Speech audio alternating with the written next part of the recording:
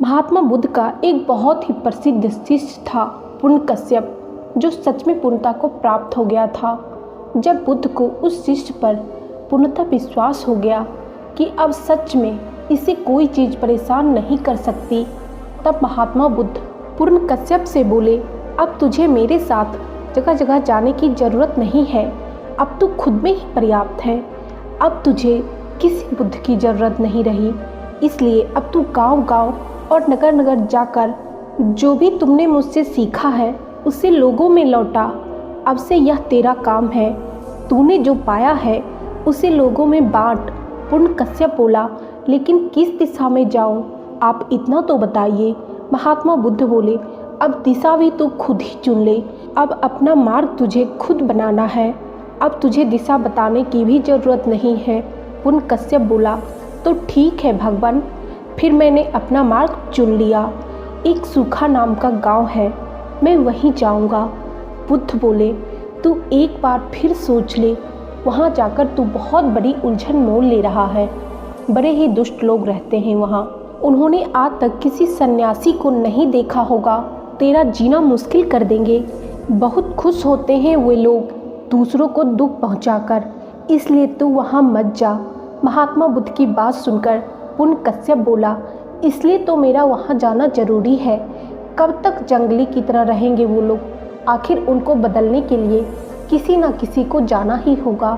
उनको मेरी ज़रूरत है। आप मुझे वहाँ जाने की आज्ञा दें। महात्मा बुद्ध बोले, फिर कहता हूँ, एक बार और सोच ले। ऐसा ना हो कि तू वापस लौट आए और तेरा काम अधूरा रह जाए। महात्मा बुद्ध की बात सुनकर पुण्यकश्यप बोले, जो सोचना था सोच लिया बुद्ध, अब बस आप मुझे जाने की आज्ञा दें। महात्मा बुद्ध बोले, ठीक है, जाने से पहले मेरे 3 प्रश्नों के उत्तर देता जाए। पहला, अगर उन्होंने तुझे गालियाँ दी, तेरा अपमान किया, तब तू क्या करेगा? तब पुण्यकश्यप बोला, अगर उन्होंने मुझे गालियाँ दी, मेरा अपमान किया, तो मेरे मन में प्रसन्नता की भाव उठेगी, ये सोचकर कि उन्होंने मुझे गालियाँ ही दी, मारा तो नहीं ना। महात्मा बुद्ध बोले, ठीक है, लेकिन वो तुझे मारना ही शुरू कर दें, जो कि वो कर सकते हैं क्योंकि वो जंगली हैं, तब तेरे मन में कैसे विचार उठेंगे? तब पुण्यकश्यप बोला, तब भी मैं यह सोचकर खुश रहूँगा कि ये सिर्फ मुझे मार रहे हैं, जान से तो नहीं मार रहे हैं, वरना वो जान से भी मुझे मार सकते हैं। महात्मा बुद्ध बोले, अगर उन लोगों ने तुझे जान से ही मार दिया, तब मरते वक्त तेरे मन में क्या विचार चल रहा होगा? पुण्यकश्यप बोला, ये बात आप मुझसे पूछ रहे हैं, आपको तो पता ही होगा। मेरे मन में चल रहा होगा कि मैं कितना भाग्यशाली हूँ। उन लोगों ने मुझे उस जीवन से छुटकारा दिला दिया जिसमें ना जाने कितनी गलतियाँ हो सकती थी। यह सुनकर महात्मा बुद्ध बोले, अब तू जहाँ जाना चाहे तू जा सकता है। अब तेरा कोई कुछ नहीं बिगाड़ सकता। अब कोई तुझे गालियाँ नहीं दे सकता है। अब कोई तेरा अपमान नहीं कर सकता। अब तुझे कोई मार नहीं सकता। ऐसा नहीं है कि वो तुझे गालियाँ नहीं देंगे, हो सकता है उनमें से कोई तुझे जान से भी मार देंगे, लेकिन अब वो तेरे शरीर को सिर्फ मार सकते हैं, तेरी आत्मा और तेरे मन के साथ कुछ नहीं कर सकते। सारा खेल मन का है कि कैसे हम इस दुनिया को देखते हैं, अपने अंदर कैसे विचार पालते हैं। उसने मुझे मारा, गाली दी, अपमान किया। जो ऐसे विचारों को मन में गांठ बनाकर नहीं रखते, उनका बैर शांत हो जाता है। मन में बैर रखकर जीना नरक में जीने के बराबर है।